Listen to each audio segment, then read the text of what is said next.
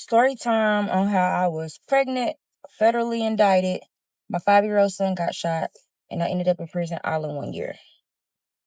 Now, I know I was supposed to drop this story time yesterday, but life get to life, and sometimes when I get overwhelmed and I gotta reset. So yesterday I had to reset.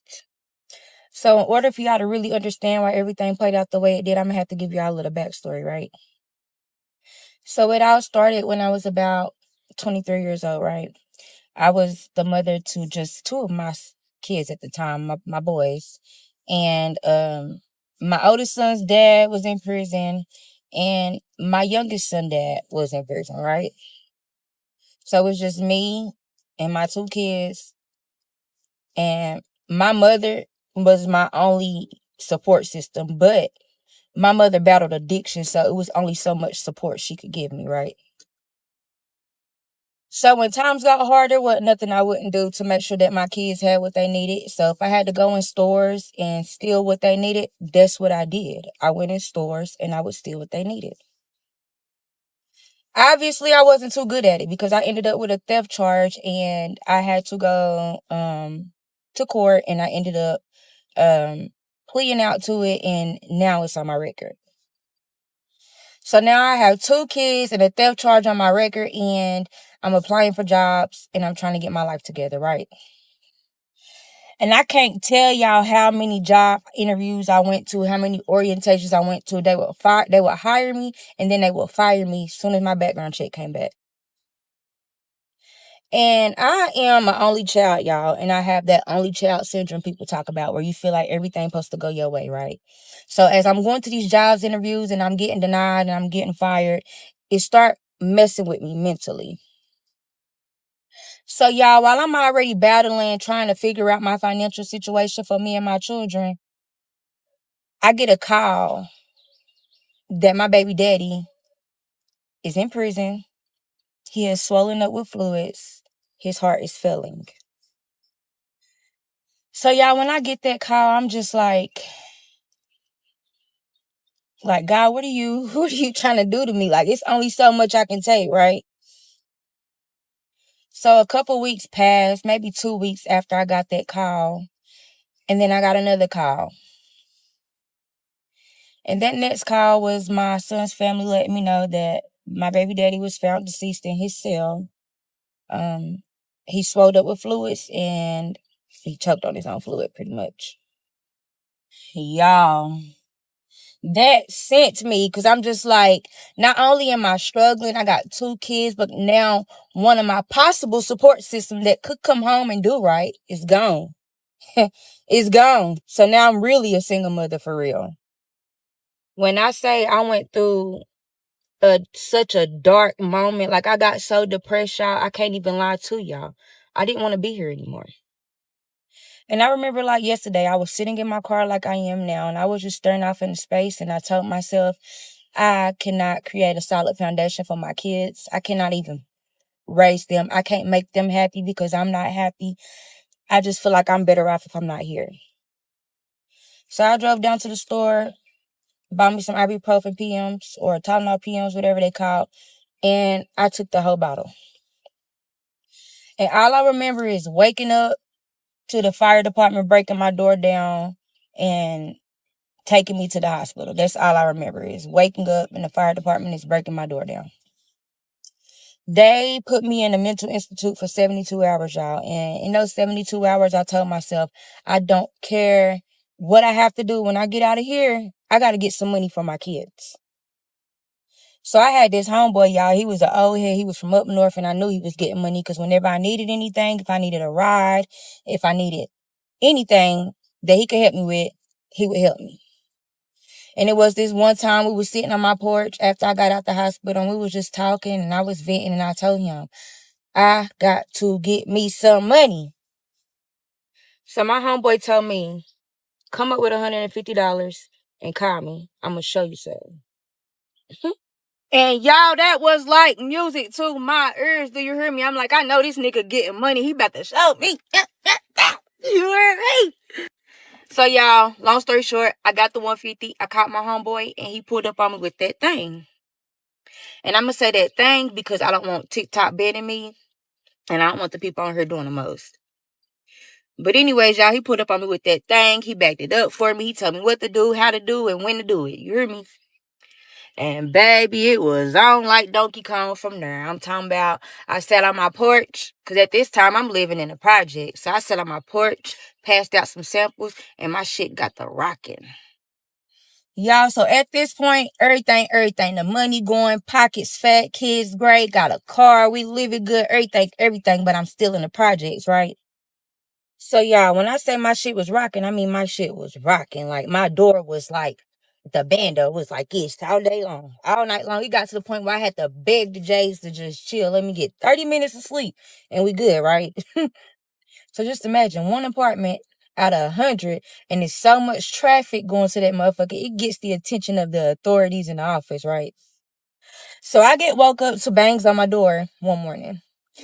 And y'all, I'm thinking it's the peoples. They want their little fix, you know what I'm saying?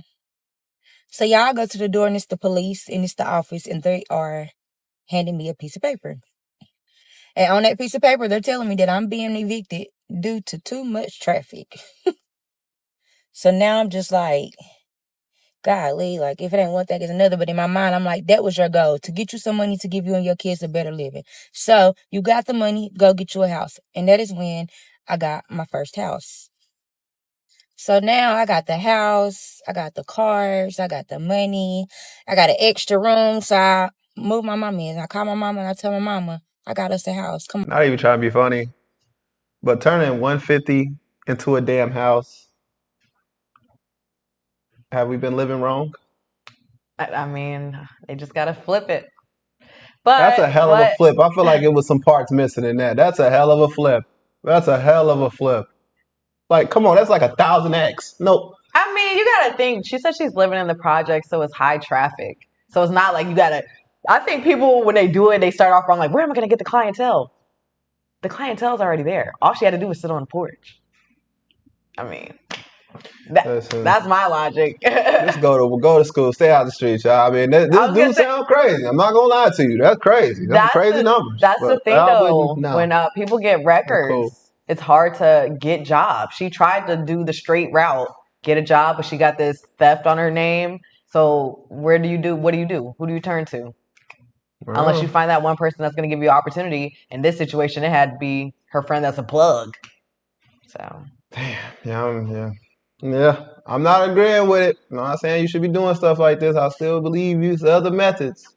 But that's a hell of a flip. And she come on home. So now I'm feeling like that bitch. Do you hear me? I got the nice big house, my first house. I got the nice car. I done brought my mama to the crib. She good. She don't got to worry about nothing. The kids good. I bought my mama a car. Like, I'm feeling like I'm doing my big one. You hear me? And everything was great.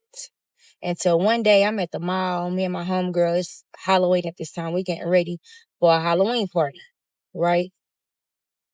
So after I leave the mall, I go home so I can shower and get dressed and get ready for this party, right? And as I'm pulling up at home, I realize that my door is wide open. And when I walk in, my house is very disoriented. Like, it's a mess, as if kids have been running around here unsupervised, right? So at the time, my youngest son, he was about 2 or 3. And I asked them where their nana is. Where is your nana? Because she's supposed to be watching y'all. And y'all, I was not prepared for what I was about to see. But as I walk further into my house, I see my mom's feet hanging from under my kitchen table. And she's laying under my kitchen table and she is unresponsive. And y'all just gonna have to come back for part 2 if y'all want the rest of the story, because I need a reset. But if I was y'all, I would come back, because this shit gets crazy. Story time on how I was pregnant, federally indicted, my 5-year-old son got shot, and I ended up in prison all in 1 year. So when I walk in the house and I see that my mom is unresponsive, I immediately start trying to wake her up. I check her pulse and I started conducting CPR. Then is when my mama woke up and she told me she don't know what's going on, but she cannot move. Then is when my friend and I tried to attempt to pick her up, but at this point she was dead weight. So we contacted the ambulance, and the ambulance had to come and assist us with getting her up. So they take her to the hospital, and I hop in my car and I follow behind them. And when we get to the hospital, the doctor pretty much tells us that, they've never seen nothing like this before, but she was pretty much deceased. Like her body was in a state of somebody that was deceased. Her body temperature had dropped, her blood pressure was low, her nervous system was shutting down, but she was fully awake and communicating. Then is when I found out how serious my mother's addiction had gotten, right? And I'm a firm believer that God will take you through something to show you something. And that's what I explained to my mother at that time. And she agreed that, she was ready to get this life behind her. She was ready to get herself together. Until one night. So it was this one night that me and my homegirl, we went to the club. We was out partying all night. Like, I stayed at her house because we was out all night, right? So it wasn't until that next morning that I decided to go home. And when I pulled up at my house, my door is kicked wide open again, y'all. So I go in my house, I immediately go to my stash, and I realize all my money is gone. And I had a nice house. I had a big house, and it was a finished basement downstairs, and that's where I let my mama stay because it had a bedroom, a living room, and a bathroom. So she could have her own area. And that's where she was, watching my kids all night. Y'all, my mama told me she didn't hear anything. She didn't know anything was occurring. She just woke up.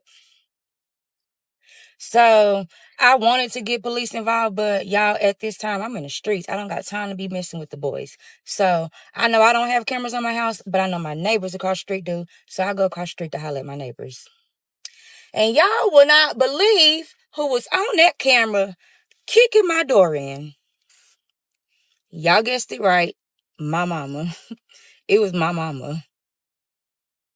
My mama had set this whole thing up to look like somebody had broken my house and took out my money. And I didn't look at these cameras or even get these camera footage until 2-3 days later when she wasn't around me.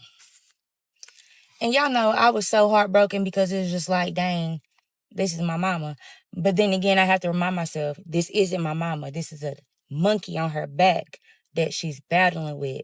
So I have to be considerate of that too. So at this point, I give my mama an ultimatum. It's either me or the streets, me or the drugs. And she chose herself. She chose herself, and I was proud of that because choosing herself, she decided to go to rehab. So me and a friend of hers found her a really nice rehab to attend. We get her signed up, and we get her, into the program. So once I get my mama settled, I'm thinking about this loss I just took, and I'm telling myself, I got to get me some more money for my kids. So, y'all, one day I go to the utility board to pay my light bill. And as I'm walking into the utility board, this car pulled up to me and stopped me. And it was this guy. And y'all, I ain't the type of woman to think just because a nigga barking at you that you got to bite. So y'all know what I did? I kept walking. So as I'm walking, I keep hearing this nigga barking, but I'm hearing his accent too. And it rings a bell. This nigga from up north. And knowing the situation I'm in and what I got to do, yeah, let me turn around and politic with this nigga because I'm pretty sure he got what I need. So, yeah, I turn my little self around. I walk up to his car, me and this nigga get to talking. He asked me what I'm in here doing. I told him I'm here paying my bill. And he asked me how much my bill was.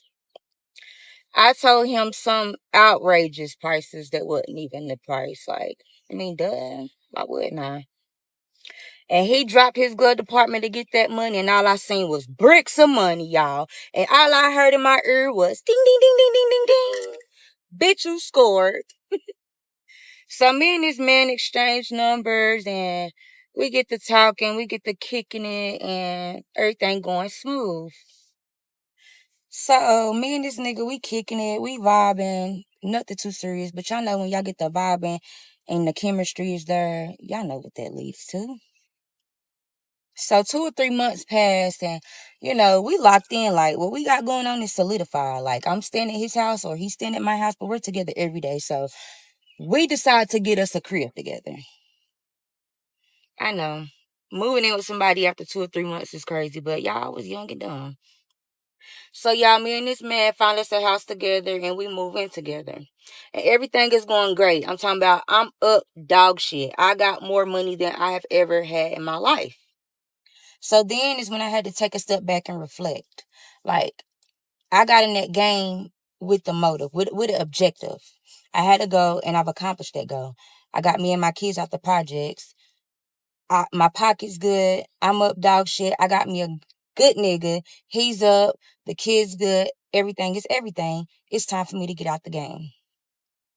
So yeah, I did exactly that. I got out the game. Like, I was done. I was no longer in the streets. I was no longer out here committing a crime. So a couple months passed and I'm chilling, but now that I'm out the game, I told my man that I wanted to invest. Like, it's time to make some legitimate investments. So we sit down and talk, and we decide to go up north where he from and purchase a home and start flipping houses, because up north, you can get the house cheaper, remodel it, and flip it. So that's exactly what we did. We went up north and we purchased us a house, and we up there, we meet the people that do the roof, we meet the people that do the windows, and we get in this house remodeled. And y'all, I'm feeling like on a cloud. Like, I'm feeling so accomplished. I'm feeling like, I'm really making a positive turnaround with something that I was doing that was such a negative thing. Like, I'm feeling real good. But y'all know when y'all get the feeling too good and it feels too good to be true, likely it's too fucking good to be true. So one day, me and my dude, we ride around the city or whatever, and he gets a call. And y'all, his phone is up to his ear, but he got his volume up so loud I can hear what's being said on the other end. And the caller is one of the people that he does business with. And all I heard on the end of that call is that somebody has died. And y'all just gonna have to come back for part 3 if y'all want to know the rest of the story. Part 3. I'm not gonna lie. This is probably too much information. I don't know. But we like a good story, but man, I'm trying to understand, like, what are we, like, I'm trying to sympathize and feel bad for her, but like some of the stuff she's saying is just like, I applaud her for not giving up on her mother, though. The fact that her mom was out, like, she planned all this out, like, planned that, the door was kicked in the first time. But I think she did have a situation where obviously she was hospitalized, but then again, it happened. And then it was like, oh, well, I'll just make it seem like it's a robbery. First of all, I wouldn't even have thought about that, but wow. The fact that she forgave her for that, because addiction is very hard. It's very hard to deal with. But she forgave her and got her the help she needed at the time. So applause to that. But I'm honestly surprised she was leaving her kids with her mother with that addiction. Man, it says she was pregnant, federally indicted, 5-year-old got shot, and I ended up in prison all in 1 year. Okay. All right. I'm gonna listen more this time. On how I was pregnant, federally indicted, my 5-year-old son got shot, and I ended up in prison all in 1 year. So like I was saying, me and my dude, we riding around the city, and he get a phone call. And on that other end of that phone call, it is somebody that he does business with, and she's telling him that somebody has died. So y'all, like, when he hang up the phone, I'm instantly like, what's going on? Like, everything okay? And he like, yeah, everything cool. And he don't tell me nothing, right? All I know is he told me we got to go back home. We got to go back home and see what's going on. So we get all the way back home, and he pulls up on his peoples. They chop it up, and he come back home, and he tell me what's going down. So he comes home, and he tells me that somebody that he does business with sold product to someone, and they did the product, and now they are unalived. Y'all, when I say I freaked out, because I'm like, okay, I don't know what you dealing with and what you got going on, but at this point, it's time for you to get out the game and stop dealing with this, because shit is about to get real. But when you're dealing with a man, or when you're dealing with somebody that has issues with ego and egotistical, you can give them all the knowledge in the world, good knowledge at that, and they won't take it into consideration, all because they have too much pride. So instead of him taking heed to what I'm telling him, he brings somebody else down here from up north to start running. And he didn't just bring anybody. He brought a young nigga that ain't never had shit. Okay? And y'all know how them young niggas that ain't never had shit act. They want to be flashy, wear the fake jewelry, the fake designer, go in the store and pay for something that costs $5 and pull out a wad of money. Just hot shit. And I know at this point I should have got the fuck on. And that was my plans until one morning I woke up and I just wasn't feeling like myself. I was feeling nauseous, my head was hurting. I was pretty much feeling sick to my stomach. And I was vomiting. So I got up, got dressed, and I went to the doctor. And y'all know what I'm about to say. I was pregnant. And y'all, I'm not no woman that can't hold my weight, that can't stand on my own 2 feet and hold my kids down. But I'm thinking in my head, like, I'm a single mother. I've been doing this by myself for a very long time. And although I don't have a perfect man, I have someone that is present and he doesn't have any kids. So I told him that I was pregnant and he was so excited. And y'all, by this time, my mom is home from rehab. She's doing good. She's working 2 jobs. She has gained so much weight. We got her teeth done. Like, my mom's doing great. And she finds out that I'm pregnant and she is ecstatic. Because at the time I have 2 boys and I've always wanted a little girl. So now we're all hoping that we have a little girl. And then the next morning, I woke up and I was bleeding. And when I seen that, I knew exactly what was going on. Although it never happened to me before, I just knew that's not supposed to happen while you're pregnant.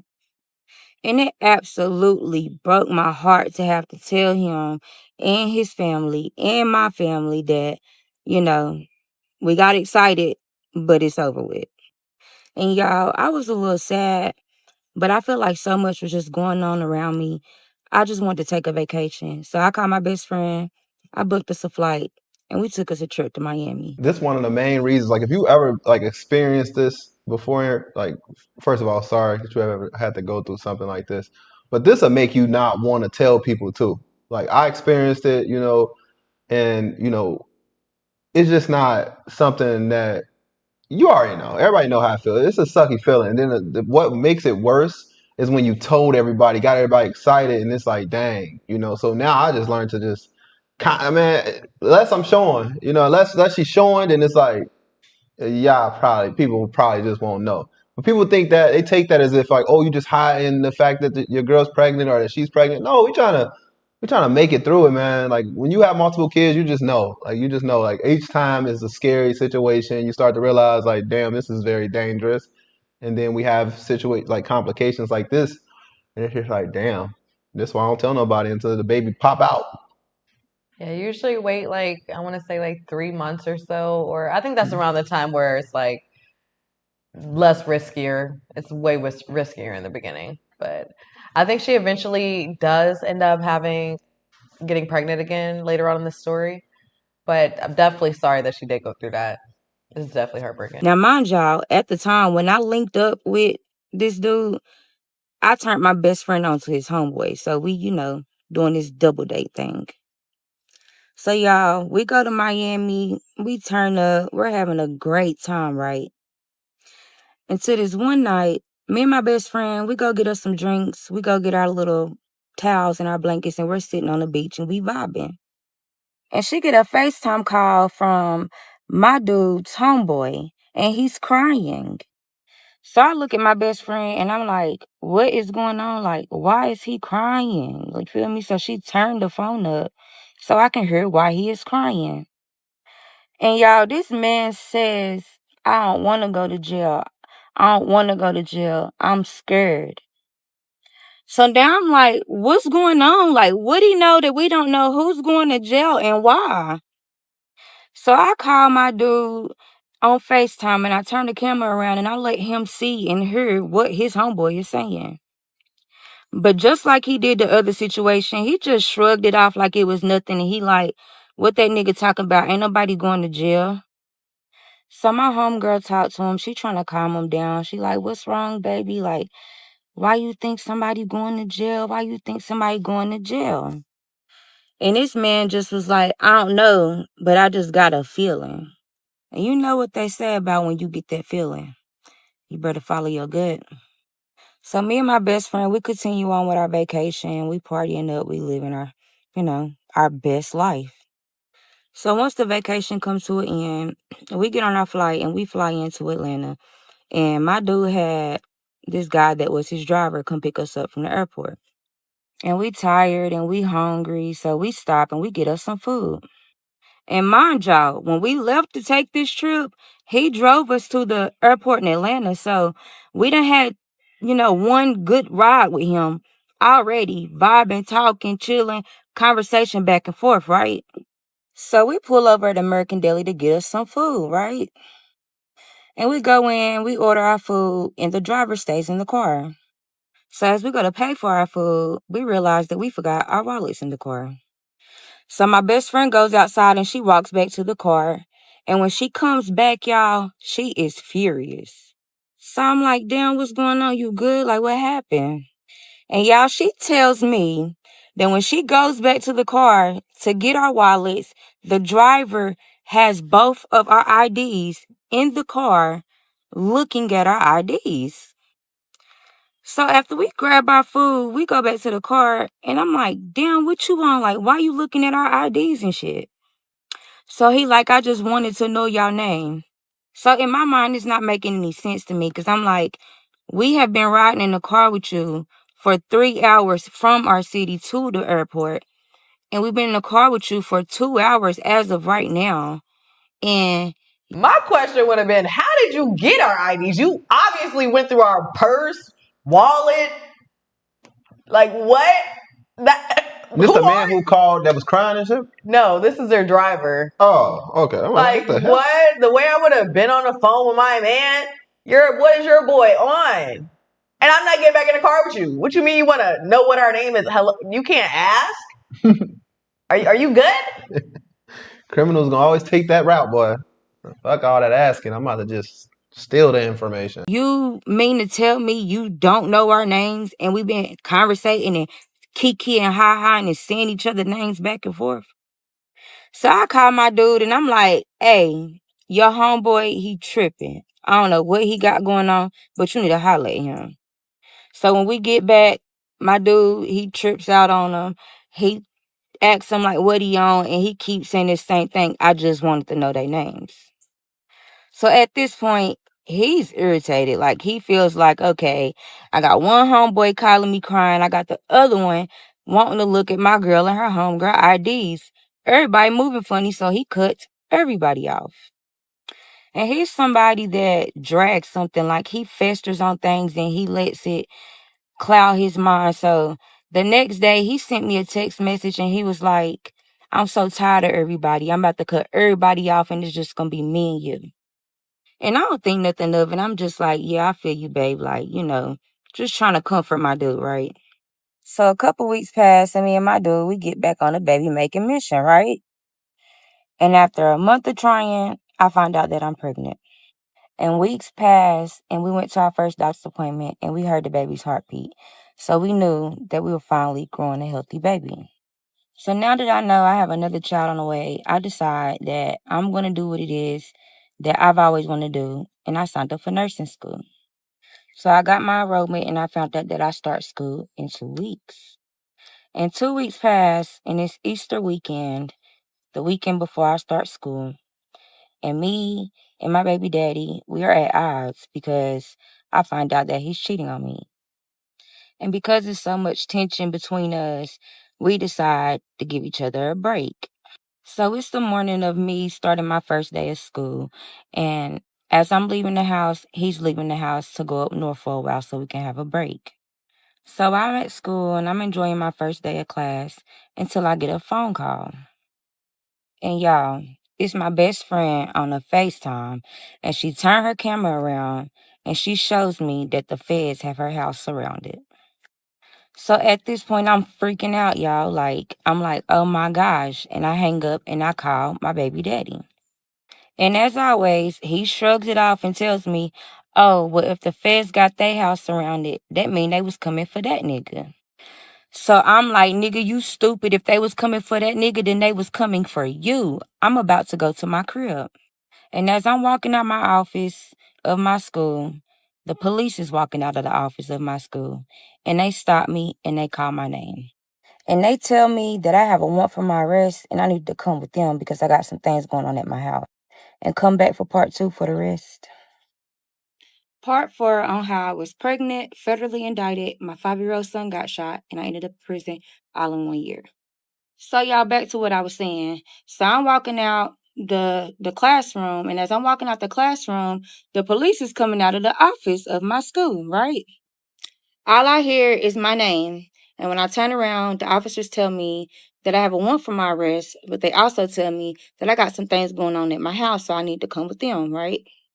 So y'all, I get handcuffed. He put me in the back of his police car and he drive me up to my house, which is like about 5 minutes away at this time. And I got to take it back just a little bit because I forgot a very important detail. So y'all, my baby daddy had this brother, right? And his brother was on drugs really, really bad. And he ended up getting in trouble and he went to jail, right? So my baby daddy was just like, as soon as he get out the county, he want to come and get him and move him down here with us. And at first I was against it because I'm like, I really don't know this man. But if don't nobody know how it feels to want to save your loved one, I do. So I agreed. So his brother is living with us and he's not involved in anything that his brother have going on. He's pretty much just in the house, chilling, getting back to himself, and helping me watch the kids while I go to school.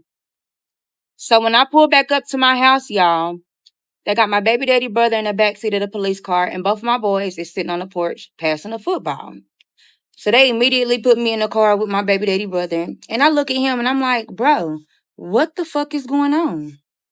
So he proceeds to tell me that he heard a knock on the door. He went to go answer it. Before he could open it, they kicked the door in, right? And when they kicked the door in, they showed him a warrant and they pulled everybody outside, including the kids. So I'm telling him like, well, I mean, what are they looking for? Because it ain't nothing in there, right? Y'all, this man give me a look. And before he could answer my question, the detective opened the back seat of the car and took me out.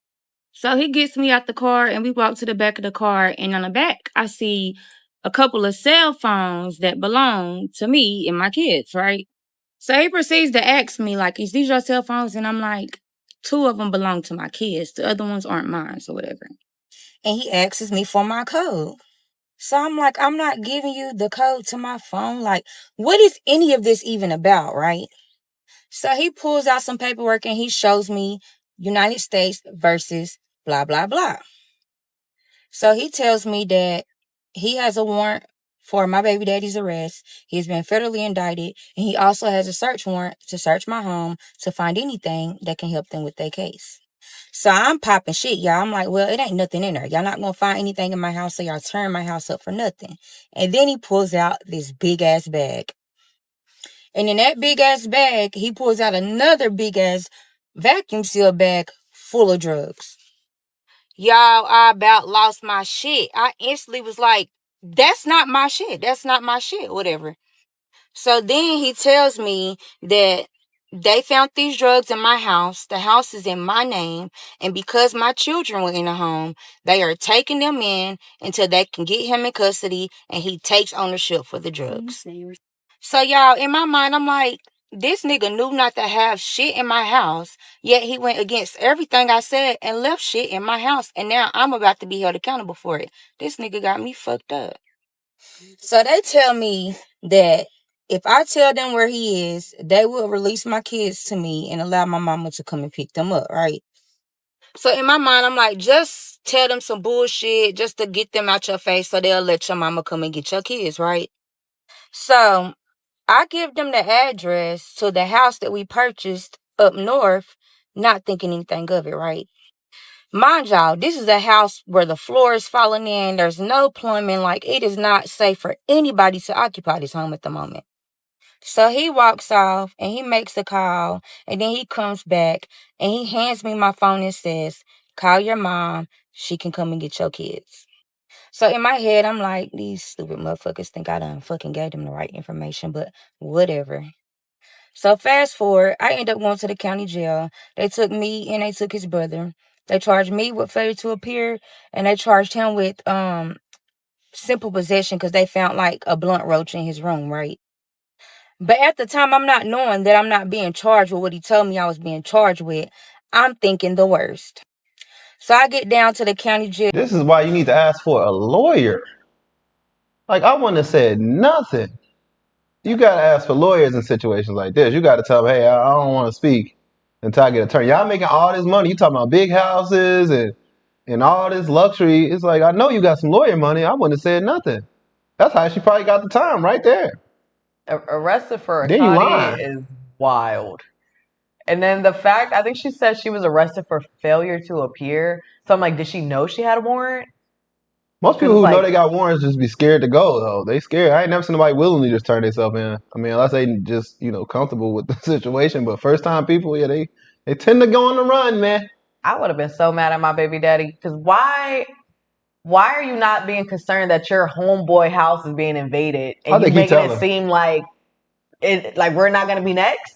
I'm not going back home. Sound like he know you ain't gonna be next. No, but I don't know. It just sound like somebody telling them Oh my somebody. goodness. Especially if he know he hiding drugs in my home and making it seem like, oh, I don't know, you're good. Don't worry about nothing. How she ain't know it was in there though? That's the crazy He thing. didn't tell her because he's It's supposed your to be home. he's supposed to be out of the game, but not. She wants to get her life back on track. That's why when you're getting your life back on track, you have to leave those people that are living that old life that you no longer want to be a part of. Because either you're gonna get sucked back into it or something like this. Ooh. I get booked. I call my grandparents and I'm like, listen, this is what's going on. I don't know how much my bond is going to be, but whatever it is, make it. I got y'all. So, y'all, as I'm sitting in the drunk tank, so many people are coming in that cell. I'm talking about every time I turned around, there was another person coming through that mud. So I'm sitting here. I'm not really talking to nobody because I'm frustrated. I'm in my head. I'm just waiting on my bond to be made. But then I heard these girls talking and I heard them say they got, basically saying that they got my baby daddy. So y'all, I'm like, oh my gosh, I wonder where they found him at. So now I'm being nosy. I don't even want them to know that I know this man, but I'm trying to figure out a way to talk to them to get the information. So I'm like, dang, they got y'all plug where they get him at. And they proceed to tell me that they got him at some house in Detroit. Yo, I was like, what the fuck? Like, why of all times, you want to be at that house now? So I bond out of jail. I go back to my house. It's a wreck, y'all. Me and my baby daddy brother, we cleaning it and we just like, what's next? So I gave my baby daddy brother the option. I pretty much told him you can stay here with us or you can go back home. But because he felt homesick and he was kind of going through the motions of his brother leaving, he decided to go back home. So fast forward, y'all. All that happened in April. Here it is June and I'm back in nursing school, right? And me and my baby daddy, we still having communication because I am pregnant with his child. And I'm still feeling like kind of bad because I'm like, damn, I told these people this address, but I never intended for them to find him there. So, y'all, it was this one day. I had a dream. And y'all know when y'all pregnant, y'all having pregnancy dreams, they feel so real. Hold on, before we get into the pregnancy stuff, that would have sent me into orbit if I was him. So you basically just told on me. Well, why he hiding? But why did she give him the one address that nobody else had but her and him? Like, bro, I would have been. You gotta I think don't care though. what nobody I say. would have been poor man. So you went into hiding while I went back to the house where the feds already waiting for me. Like, Nah, F you. What the fuck? nah, she broke street code with that one. Not gonna lie to you. She is not innocent bystander no more. She say she in the street. She was trying to throw them off the scent. But the way that she described the other house, it sounded like the bando. It sounded like the trap house. It sounded like illegal stuff is happening over there. So wasn't that technically the investment property that they had? Right. It was more like the trap house for the hideouts. You feel me? Like, what? I'm trying to have sympathy in this story time because there's a lot happening to this woman. To be fair, but it's though, like she this didn't one know he right was here. there. He trying to be sneaky and run off. Where else am I going to be? We got two places. This one in the investment place. Right. So And that's then then the cops were gonna check there anyway. No, they was not. Nobody. If they was going to check there anywhere, why didn't we ask you? We would have just checked there and then came and asked you some shit. Because he's literally upstate. Like and then her charges just get dropped because that's what he all we wanted. We want everybody involved. That's what the police be on. What are you talking about? They just using you to get the big fish. They don't mean the little fish getting the fuck out right now. Like a month later, 2 months. She said, what she said, April to June, June to April, whichever one come first. That's not a lot of time. I'm just saying. All I'm saying is he would have had to catch the charge regardless. If I had the choice of losing my kids or saving him, hey. And then she just happened to overhear somebody in the county talking about him specifically. And how did they know so fast? How did they know he got locked up? He was a cheater that fast? She did say he was a cheater because that was their plug. You ever try to cop something? They say, "Oh, your plug just got caught." Nah, that news came in too fast. If you ask me, I feel like she knew as soon as it happened. You telling me I don't believe in coincidences like that. That's too many damn coincidences. So he coincidentally was at the place, right? Got caught where you told him at, coincidentally, right? You just told him that he was there and he happened to be there. And then how you know he got caught? Another coincidence.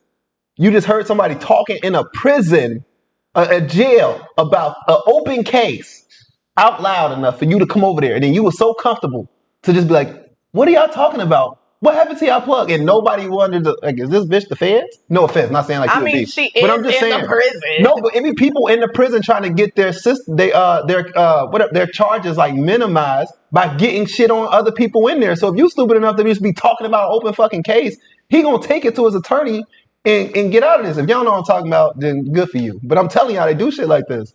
They really do. So why would I just be so trusting of her, some random girl come up here asking me about a damn plug?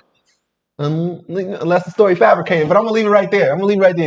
Maybe some truth in this. And in my dream, the DEA and the marshals are knocking on my door and they're calling my name, telling me they have a warrant for my arrest. And when my baby daddy called, I tell him like, I feel like they're gonna get me. I feel like I'm going to jail. And he like, nah, you good, nah, you good. So y'all, this is one day I'm sitting in class and I get a screenshot of my mugshot on a crime page. And it's pretty much saying, wanted, if y'all know or seen this person, contact blah, blah, blah for reward. So I'm like, what the fuck is going on? What are they looking for me for? So I called the number that was on the flyer. And I'm like, hello, I heard y'all was looking for me. So the people tell me that pretty much it was a mistake. They posted it by mistake. They aren't looking for me. They apologize, right? But I knew that wasn't right because I just had this ill feeling in my stomach that something was just not right. So I leave school. After class is over, I go home and I'm sitting on my porch. And as I'm sitting on my porch, I see a van ride by and the door slide open. And I look up and all I see is some people with this army fatigue on. And he look at me and he says, I instantly call my mama, y'all, and tell her I'm going to jail. Come over here and get the kids. So they tell me that I'm being charged with conspiracy to distribute and possession with intent to distribute. Possession? I thought y'all was charging that nigga with his shit. Why am I being charged with possession? So they take me to jail, and how the feds work, when you get arrested, if you're arrested before 4, you're going to court immediately. But since I was picked up after 4, I went to court the next morning. And when I got to court, they reading off these charges, and they telling me all the time that these charges carry, and I'm just freaking out, y'all. And because I had no priors, and I wasn't a flight risk, and I had never been in trouble before, they let me out on pretrial release. And y'all just gonna have to come back for part 5 if y'all want the rest of the story. Because this shit gets crazy. It gets crazier and crazier and crazier. And let me just remind y'all, all this shit happened in 6 months, okay? 6 months. Story time on how I was pregnant, federally indicted, my 5-year-old son got shot, and I ended up in prison all in 1 year. So, like I was saying, I went to court the next morning, and they let me out on pretrial release, right? But when I get in the courtroom, if anybody's ever been in a federal courthouse, y'all know how intimidating that courtroom is. So I get in there and I'm seated at this table and I'm seated next to someone that they're referring to as my lawyer. And at the other table, it's a man that they're referring to as the U.S. attorney. And behind me is my father, my mother, my grandparents, my homegirls, and just a shitload of support, okay? And I'm like, okay, period. They don't play about the kid. It's just a preliminary and they deep about me, you hear me? So the U.S. attorney stands up and he's presenting his case and he's giving the facts and he's telling my charges. And he's giving his reasoning for opposing to me getting pretrial release, right? And then my lawyer stands up and she's giving the facts and she's telling how I'm not a flight risk, how I'm not a danger to society, and also how I'm pregnant with my baby. But then she proceeds to mention that I gave corroboration to the government, which assisted in them arresting the head defendant of the case. So now I'm feeling a little hopeful that maybe this can play into my favor. And y'all, it definitely did, because the judge agreed to release me on pretrial release on certain conditions. Hell nah. I told you. She told. She already said she told. She said I gave him the address. And Nah. You said And she I didn't told him- tell. You said she didn't tell. I she was betting that didn't she do told. it intentionally. I knew she She told. told them the address and she said hell those are nah. not my Intentionally drugs. as fuck. If These are not my drugs, and this is the other right. property. She got motive to tell if you ask me. She said, you left drugs in my house that I told you not to leave? Yeah, Do that not sound like somebody about to tell me right there? The police already told her it's either you tell on him or we charge you with it and take your kids. She said this is the address. Right. And I didn't expect him to be there. And then I just happened to hear, I'm not buying it. We hear too many stories. This is not. But mind you, why would she think he was there if he never communicated that? Mind you, I just got off the phone with my man. He said, babe, don't worry. But he just drove upstate. Don't worry, babe. Okay, I'm about to go home then. But he's upstate. Like, come on now. That was like karma. How you gonna tell her not to worry, but you out the way and she don't know you out there? You try to dip off. I'm just saying. It's these streets fucked up, y'all. That's all I'm saying. It's messed up out here. They tell. And I bet you he was telling her, "Oh, babe, I was just trying to fix it up real quick." Whole time he hiding. I've been telling her not to worry. Yeah, I would have been out of state too. Soon my homeboy would have been crying like that. I knew we got a case coming. He telling. Right, you know? But the fact that he trying to tell her, don't worry about it. Nobody's going to go to jail. He knew all along. He was hoping this would fall on her. He was praying. I don't know, man. Oh, this is crazy to me. I knew she told. Why she trying to act like she just trying to act like she didn't tell. That's what got me. Like, I ain't tell. I mean, I just coincidentally. There's no loyalty in these streets. Fuck all that. You told, man. You told. And one of those conditions was no communication with any of my co-defendants, including my baby daddy. And y'all, how I'm feeling right now, I really don't give a fuck about having communications with this man. Just let me out, okay? So I meet up with my lawyer and she pretty much tell me she don't know anything right now. She's going to file a motion for the discovery and she will get with me when she receives it. So y'all, I get out of jail, I go home, and I'm just sitting in my house and I just feel like such a dark cloud over this home, and my kids no longer feel comfortable in this home. So now my next move is to find a house for me and my kids to be comfortable, right? So I get on top of it. I immediately find a house for me and my kids to move to, and how convenient it is, it's like 3 houses down from my grandmother, right?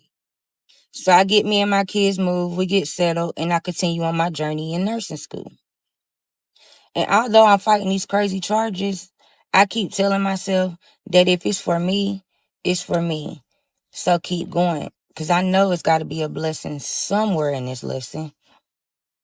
So yeah, I remember one day I was sitting in class, right?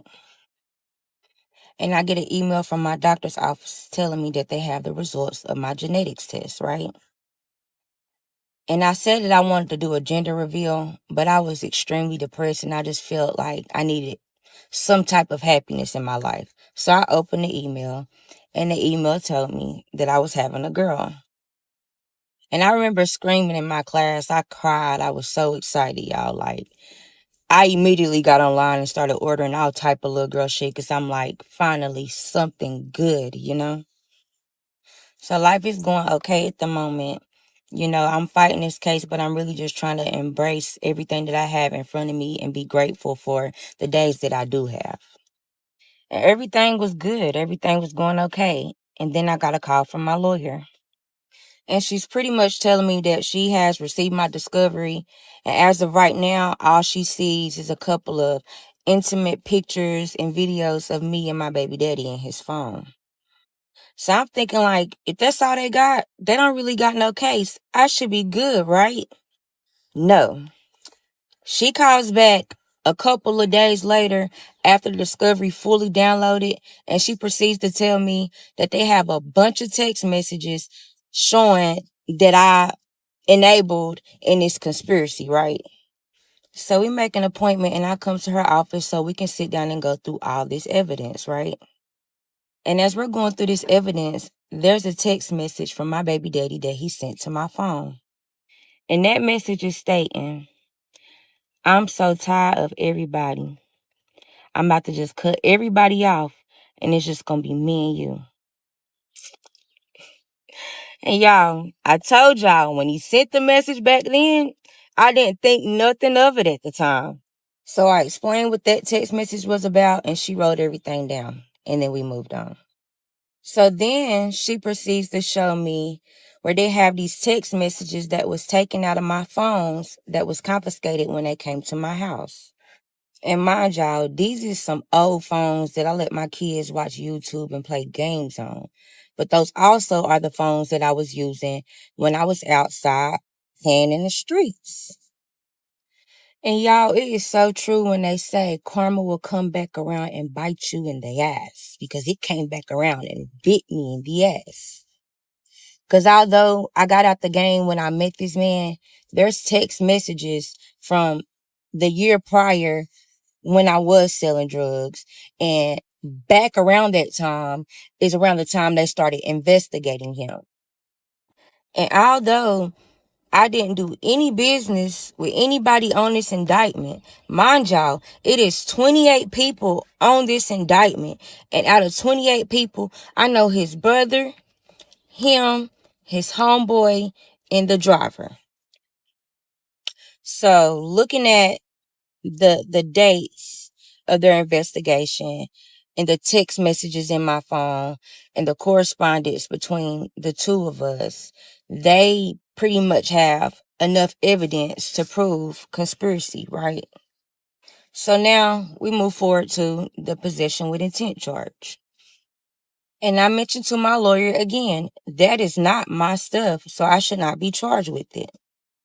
And she proceeds to tell me that my baby daddy refuses to talk to the government. He refuses to mention anything about this case, even as far as taking accountability for the drugs that was found in my home.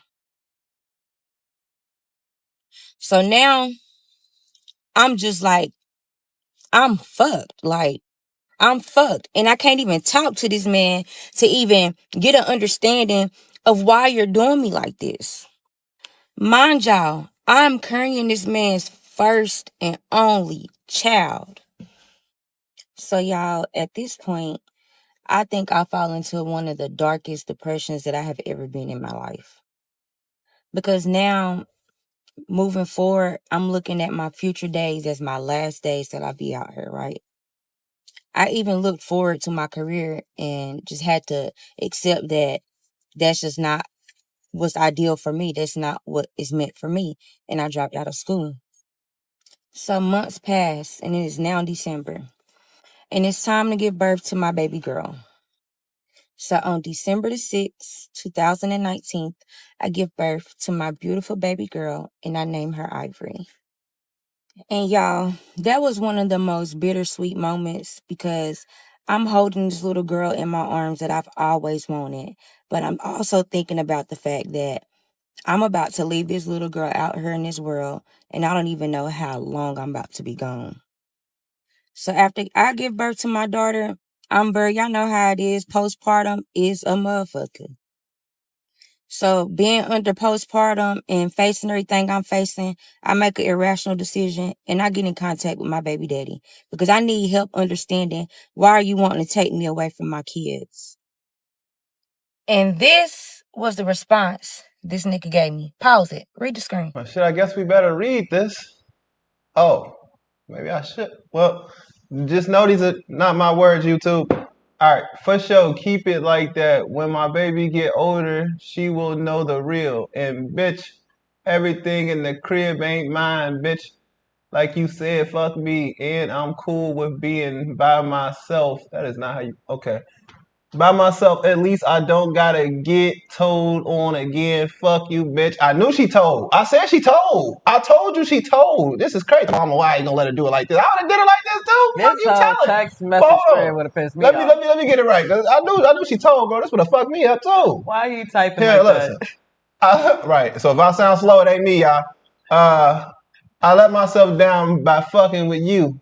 The picture I wanted to show you was guns and dope. Okay. Together, bitch. And that shit ain't mine. Your bitch ass think it's okay for you to sell dope and tell you shouldn't have been selling.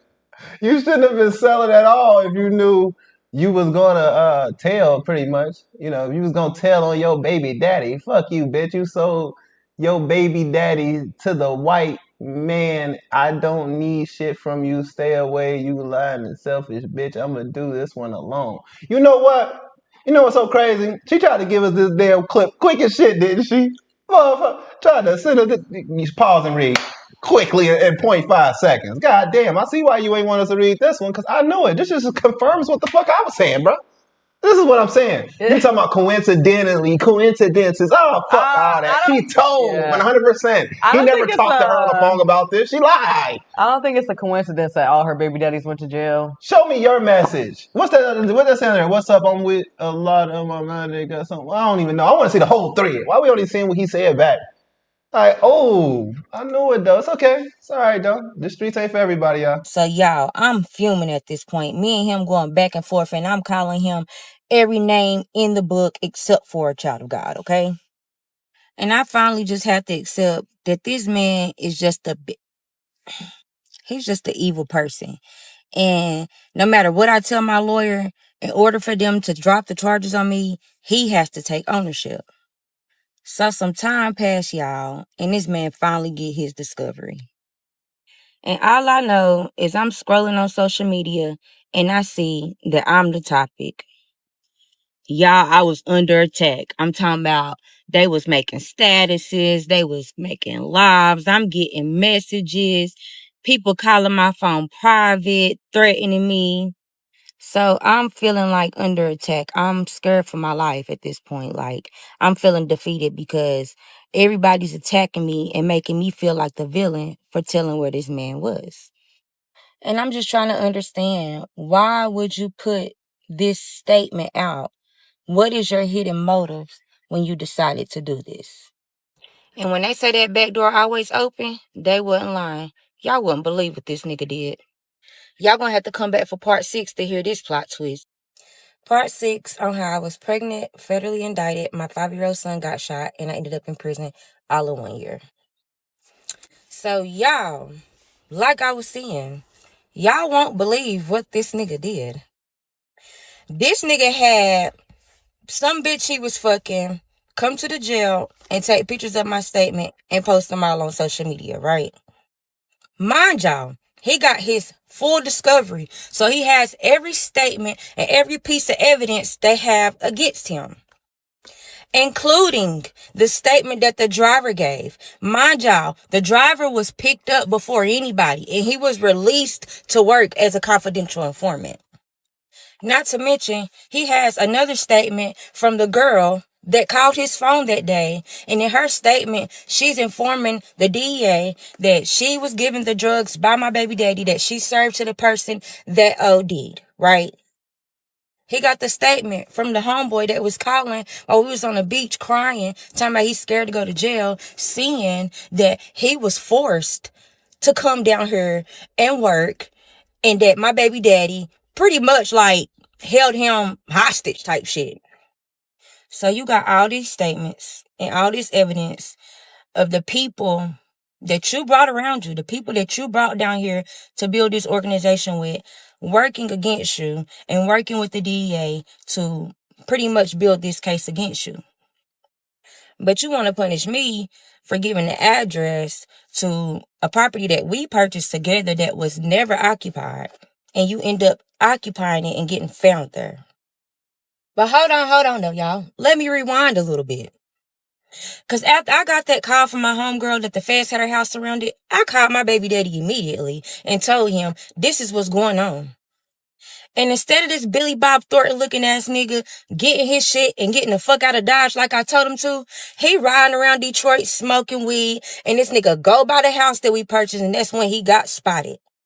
And from that point on, he was spotted riding around Detroit, and he eventually got pulled over in Popeye's drive-thru, y'all. Fat, hungry ass nigga. Like, how can you even eat at a time? Hell nah, you must not know we was here since part 1. That is not what you said. That is not what you said. You said that you gave them the address and they caught his ass at the address. That's what you said. You did not say you warned him and he was out there running around in Detroit. He had like 20 seconds to fucking run. He had like a 20-minute run. Like, that's it. He didn't get much time to run anyway. So that doesn't take away from your statement. Your statement is how he got caught, and that's why he's mad. I think everybody hearing this should understand that. And I get it. She's a girl. She's pregnant. But she was with the shit. Like, why are y'all females jumping in the streets if y'all not fully understanding what the fuck y'all signing up for? Like, you can go to prison too. Like, it doesn't...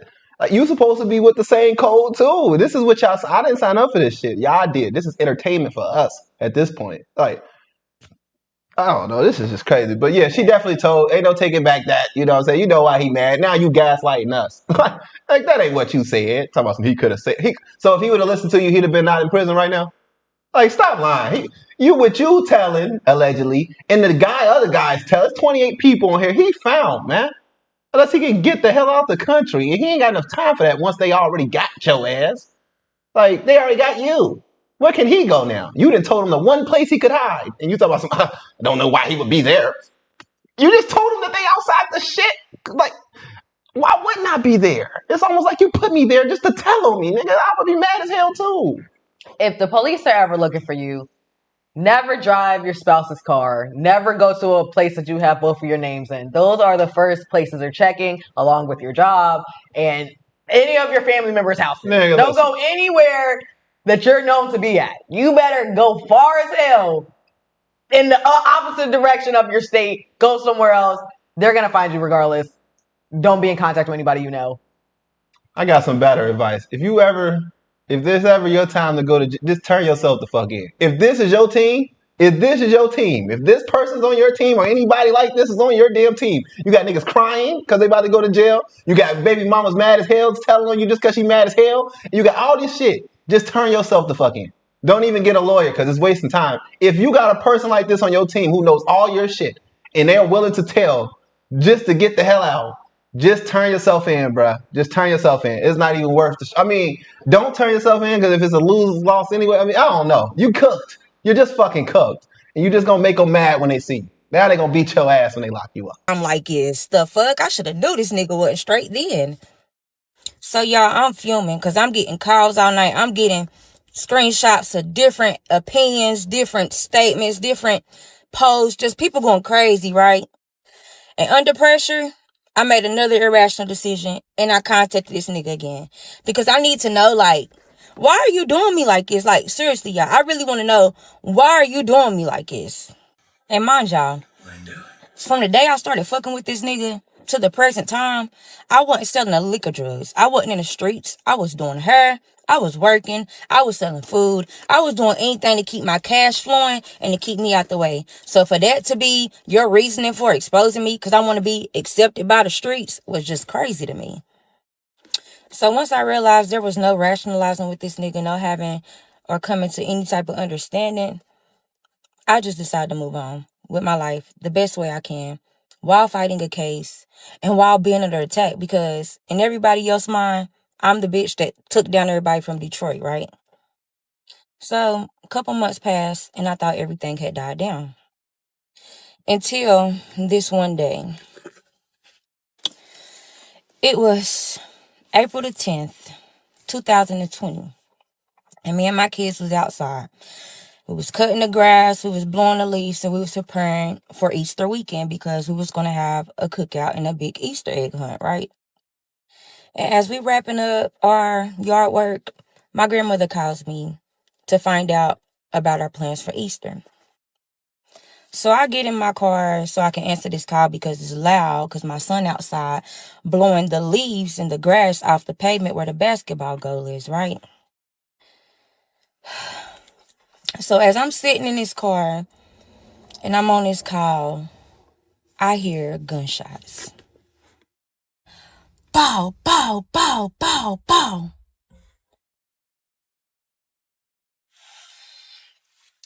And it happened so fast that my first reaction was to duck. Mind y'all, I'm sitting in the car.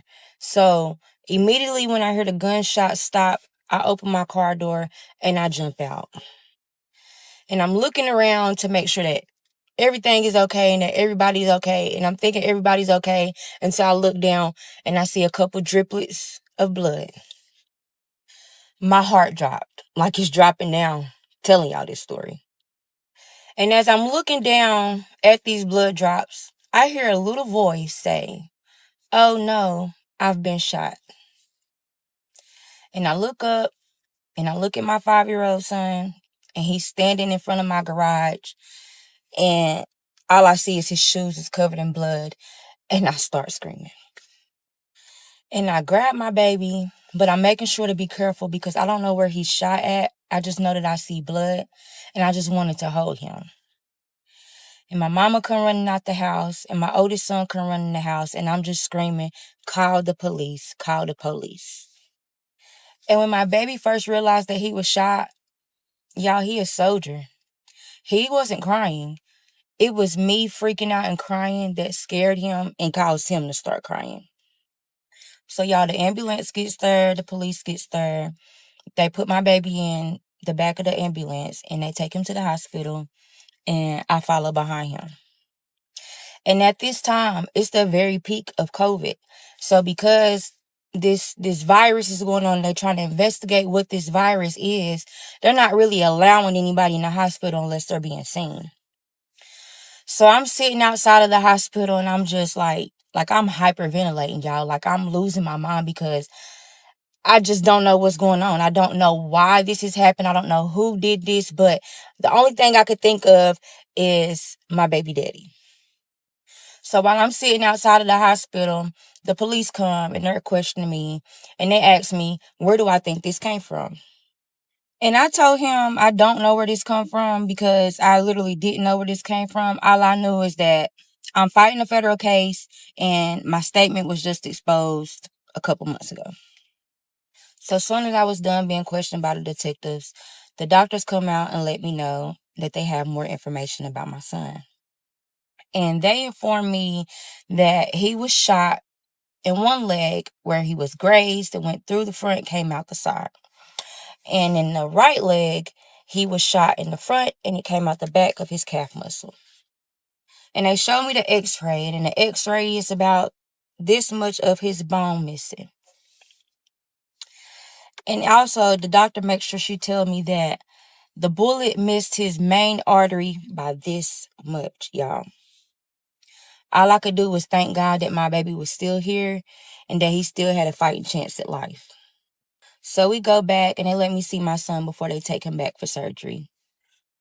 And y'all listen to my baby. Just listen to him. That's why I was crying. In that moment, the only thing my baby could ask me was, "Why was you crying, mama?" And I'm crying, y'all, because of course I'm crying because my baby is having to go through this, but the tears are a lot more heavier because I'm thinking about all these events that's occurring and what I felt like I did to save my kids at the moment could possibly be the outcome of my baby having to go through what he's going through right now. So surgery goes well. We get out the hospital and pretty much my main focus is nursing my baby back to health the best of my ability, you know?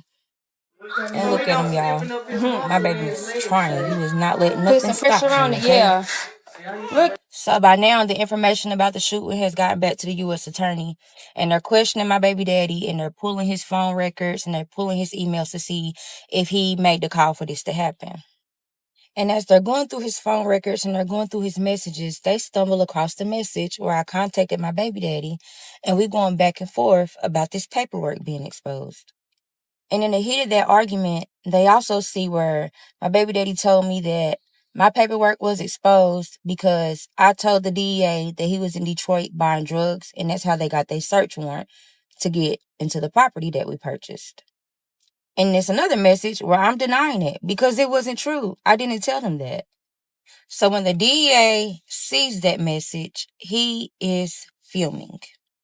So about a month and a half passed. It's now June. And I get a call from my lawyer.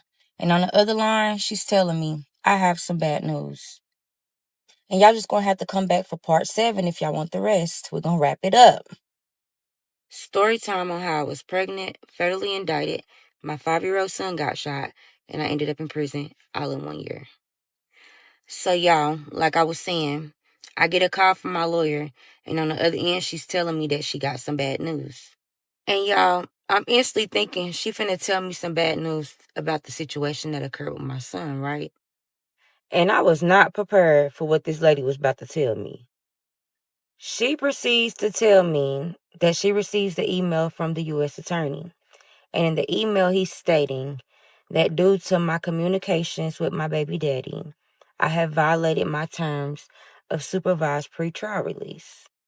But she also told me that he hasn't said that he's going to violate me yet. He's still going through the phone calls. He will get back with us, right? And although she's telling me this, I'm thinking the worst, but I'm trying to keep a little faith that maybe he would take into consideration that I'm still dealing with my son in his healing stage after the incident that just occurred 2 months ago, right? So a day passed and I get another call from my lawyer. And she's telling me that she has finally received a response from the U.S. attorney. And in that email, he's stating that he's finally went over all the emails and all the phone calls that my baby daddy has made during his stay at the county jail. And I didn't find anything to the magnitude of proving that he had anything to do with the shooting that occurred at my house. And after carefully going through all of our emails, she said that he finds the email where my baby daddy said that I told the DEA that he was in Detroit buying drugs, and that's how they got their search warrant to search the house up in Detroit. And he also see the email where I'm denying it. And that information alone pissed the U.S. attorney off because they got their affidavit to get the search warrant in Detroit based off of telling the FBI in Detroit that I told them he was in Detroit buying drugs, and that was not true. As soon as it was confirmed to my baby daddy that that information wasn't true, he hit his lawyer up and told his lawyer to file a motion to suppress his evidence because they got evidence on him that they're charging him with, right? And because of all of that, he has violated my pretrial release, and I have 72 hours to turn myself into the federal building. But let me tell y'all how cold the U.S. attorney played it, right? So after he dropped the bomb of basically like, I'm violating you because you fucking up what we got going on, he proceeds to send over every email that my baby daddy has sent to every bitch that he was communicating with, right? Y'all, this man was talking about me like a dog. I'm talking about I was every fucking thing but the name my mother gave me, okay? And y'all, he telling so many different females the exact same shit that he used to tell me. But not only that, he telling these girls like I took him down and I took all his homies down and everybody taking him down, and that's why he didn't fuck with me like that, and I was just a bitch he was using, and that's why he left the drugs in my house, yada yada yada. So the U.S. attorney pretty much was like, yeah, bitch, you want to play with us and this nigga playing with you type shit, right? But my heart was broken, y'all, like, because after I hung up that phone call, I got to break it to my kids and to my son, who's already scared and already going through so much that I fucked up. And I gotta leave y'all. So me, my grandmother, and my mother, we get together and we start getting together my affairs and the arrangements for my kids. And we agreed that my grandmother is going to get guardianship of my kids, but right now they're just going to stay with my mom at my house because the transition will be a little more normal for them. So as these 72 hours is going by, y'all, I'm like, I feel like I'm having an out of body experience. Like, I feel like I'm here, but I'm not here. Like, but I'm just trying to take in everything and trying to enjoy every moment with my kids while I can. So June 7th came and it was time for me to turn myself in. And all my friends and my family, we all gather at my house that morning and we say our farewells. And then we meet up at the courthouse and I walk myself in. And that probably was one of the hardest things I had to do because as I'm walking in that building, I'm looking back at my family and I'm just like, when will I walk out these doors, y'all? Because I haven't even signed my plea yet. So I get there and we go immediately in the courtroom because I have to have a pretrial revocation hearing. And before we get in here, my lawyer telling me, like, I feel like we got a chance of probably getting your pretrial reinstated, blah, blah, blah. Like, she giving me hope, but I had a feeling in my stomach like, this is it. This is time to get this shit over with. So I get in the courtroom and y'all, it's this magistrate judge that I've never seen. Like, it's a woman and baby, did she not come to play, okay? So once again, the U.S. attorney is stating his case and he's presenting why I'm being violated for my pretrial. And my lawyer stands up and she's stating her case and why she feels that I should be reinstated. She mentions my daughter that I just gave birth to, and she mentions the fact that my son was just shot in a drive-by shooting. But then she caught herself trying to spice it up and make it sound good, right? And she proceeds to tell this magistrate judge that it is still under investigation of if my baby daddy had something to do with my son being shot. So I needed to be home to protect my kids, right? Y'all, this magistrate judge ate me up and spit me out, okay? She told me that after hearing everything that she needed to hear, she feels like I'm in danger to society because I failed to protect my kids, because with the suspicions of my baby daddy having something to do with my son being shot or causing all these threats to come my way, I still decided to communicate with him. I felt like the scum of the earth, y'all. Like, I felt like the worst mother in the world once this lady was done reading me. And after she was done reading me, she dropped the mic and told me, you will be held without bond, okay? So I get in this cell, y'all, and a part of me is like, I'm really sad, y'all, because all I can think about is that little voice in my head saying, oh no, I've been shot. And all I can picture is this little bitty, innocent, beautiful baby that God blessed me with in this storm. And my oldest son, who has always just been a mama's boy, and now he has to be without his mama. Like, y'all, I had a mental breakdown. And after I had that mental breakdown, I told myself, chin up, chest out, let's get this shit over with. So about 6 months passed, y'all, and I'm in this county jail in Ocilla, Georgia. And the way that this jail is set up, they got all the women over in the quarantine unit. So we see all the new commits that's coming in. So me and the girls, we all in the window because, we trying to see a new face. And y'all, guess who came walking their ass through that motherfucker? My baby daddy, y'all. And for some reason, this nigga was so excited to see me, y'all. Like, this nigga came walking up to the window like shit sweet. And I'm just looking at him. So later on that day, I'm laying in my cell reading a book. And one of the CEOs came, knocked on my door, and she passed me a note. And opening that note, And reading the contents of that note, I felt like it was Christmas, y'all. Like, this nigga told me that he finally wrote a letter to the U.S. attorney, and he told the U.S. attorney that everything was his.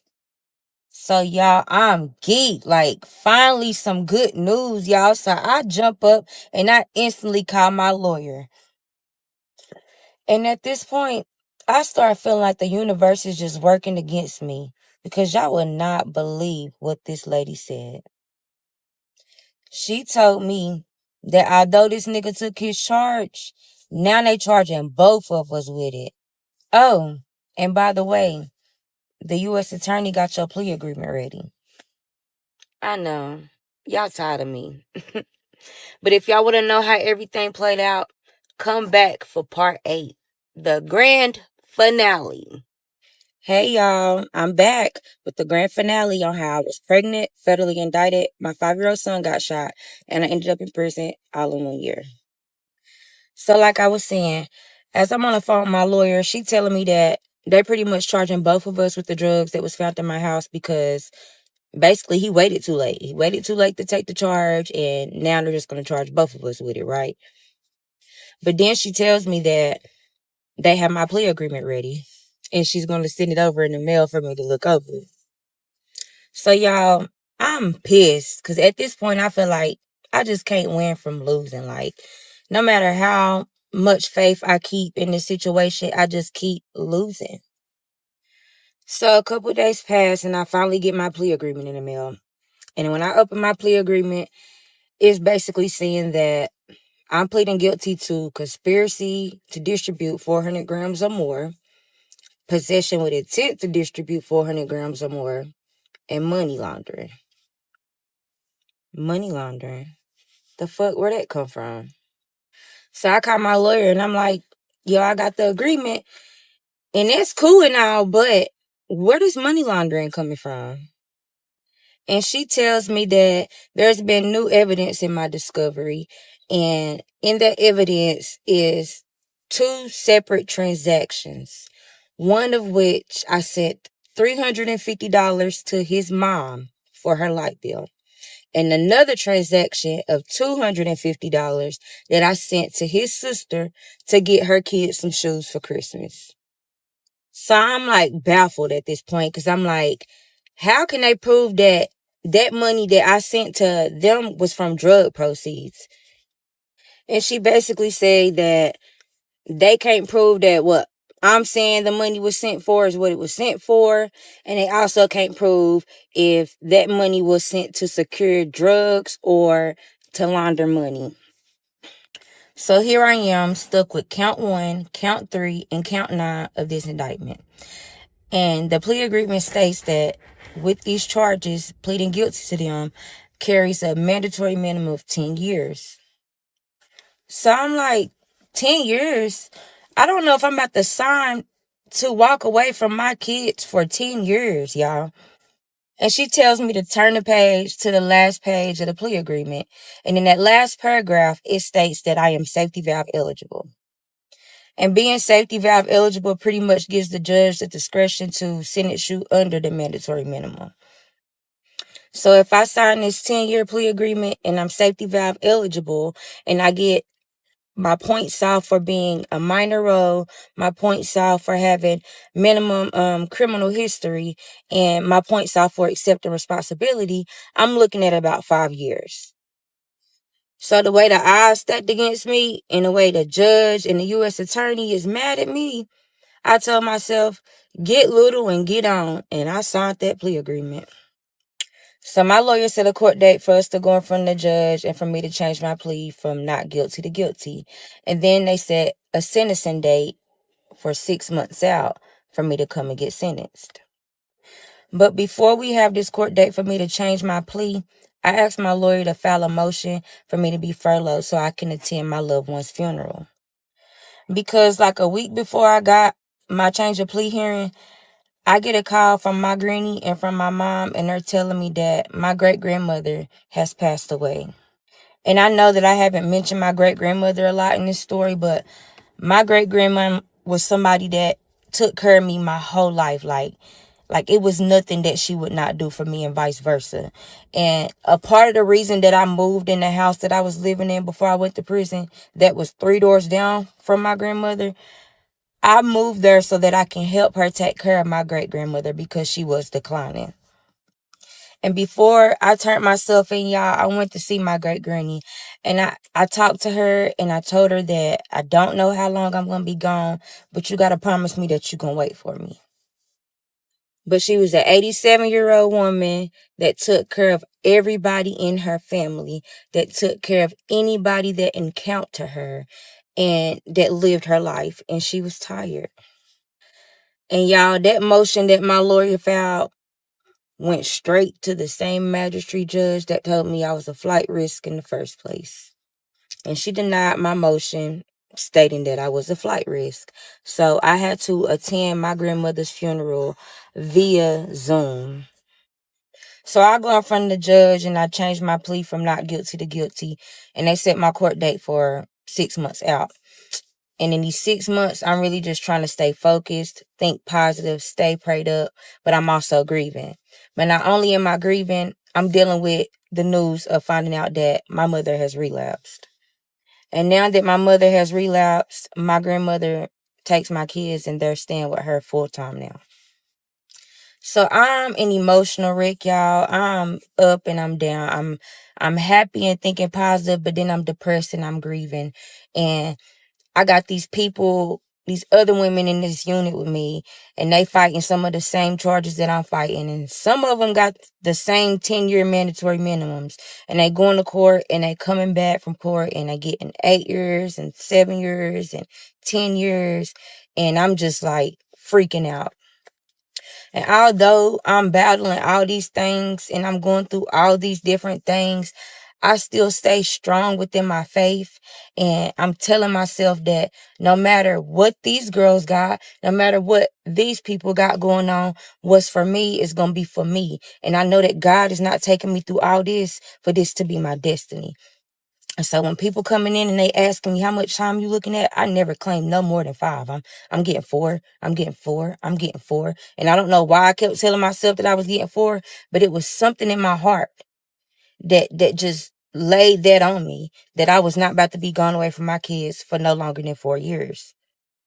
So 6 months down the line comes February 2022. And by this time, I done been in the county jail for 2 years, y'all. So I'm preparing my letter because I told myself that when I got in this courtroom, I was going to lay my heart on the line and I was going to take full responsibility for my actions, but I also was going to ask this judge for all the mercy that he can give me. So we get in this courtroom and of course the U.S. attorney stands up and he presents his case and he's giving the facts of the case and he's reading off the charges that I've pled guilty to. And because the way everything played out while I was fighting this case, I thought this man hated me, y'all. Like, I just knew in my heart that he was about to sock it to my ass for some reason. Because when I walked in that courtroom, I felt immediate intimidation. So after this man reads off all my charges and the facts of the case and the scope of the indictment, he stands up and he tells the judge all these great things about me, y'all. He's telling her how no matter what, I made sure I did the best to be the best mother that I could be to my kids. And he's telling the judge that no matter how many obstacles was thrown my way, I tried to stay focused in school and I tried to stay focused on my career. And he also states that he know that I'm a minor role to this case, but this lesson in this case that he want me to learn and for other women like me to learn is to stay away from guys like my baby daddy. And after he states that, he ends it with, we, the government, are asking for 48 months. I said, okay. And I look at my lawyer like, you next. And my lawyer stands up and she's giving me all my praises. Like, she is fighting with everything in her to help the judge understand that I'm not this person that this case has painted me out to be. And after she was done saying what she said, she asked the judge for 42 months. So now it's time for me. I stand up and I get my paper and I read my letter to the judge. And y'all, it was like a 2-page letter because, like I said, I was laying my heart on the line. And after I read my letter to the judge took into consideration everything I said, everything the U.S. attorney said, and everything my lawyer said, and told us that she was going to meet us in the middle and sentence me to 44 months. Y'all don't understand how relieved I was to know that I've been gone for 2 years. 44 months at 85% is 33 months. Couple more months and I'm home with my babies, y'all. So after serving 36 months in a federal prison, on March 6, 2023, I was finally reunited with my babies. Thank y'all so much for taking out the time to listen to my testimony. Make sure y'all purchase my book, The Colors of Her Scars, dropping May 13th. Whew, I'm not gonna lie, I feel like I just did that time with her watching this story. This stuff is stressful, man. But at the end of the day, I'm just happy that the little boy is okay. He's doing good, and that you are able to be reunited with your family. I know at the beginning, so we judging, we playing around and stuff, but at the end of the day, I think the most important thing was that your kids got their mother back. It just teaches y'all something. Like, just this street shit is not what it's always hyped up to be. Y'all starting to see it more and more. Everybody will tell. Just depends on the number they're giving you nowadays or whatever. Unless you are in the cartel, then maybe they won't tell. But shit, just stay out of this type of stuff, Messy Family. I mean, y'all already know, but y'all get it. Just teach your kids, teach the people around you. Try to mentor your young ladies, your young boys, your men. To that the streets ain't where it's never where it's at, honestly. So this is crazy. 28 people then lost and ruined their lives. At least she got out in 48 months or whatever, 42 months, 44 months, 33 months, whatever. I don't know prison time because I don't plan on ever fucking going. But yeah, at least she back with her family. I can give her that, man. This a lot. It's a lot. Yeah, thank God her son made it out of that and that nobody else was hurt during that situation. And the fact that her baby daddy was able to get all those documents out there, I thought that when you confess to the police that they can have somebody watching over you so nothing happens to you. So I'm honestly surprised that they didn't have a cop outside her house after they released the plea stuff that was going on like that. And, he didn't get more in trouble for that because isn't that illegal? I don't know. If you know, drop it down below. But yeah, I think that's based off of who they're dealing with, the type of criminals they're dealing with. I don't really know their case in full, but I'm pretty sure it was a drug case, but it probably wasn't a violent one. I don't know, y'all. But what are y'all thoughts? If y'all interested in following this storyteller, check out the description box below where you will see her name tagged, and you can go straight to her account to follow her for more updates on this situation. But that's all we got, Mess Family. We hope you all are having a great day, and thank you for tuning in to the very end of this video. I know that this was a very long one, so thank you.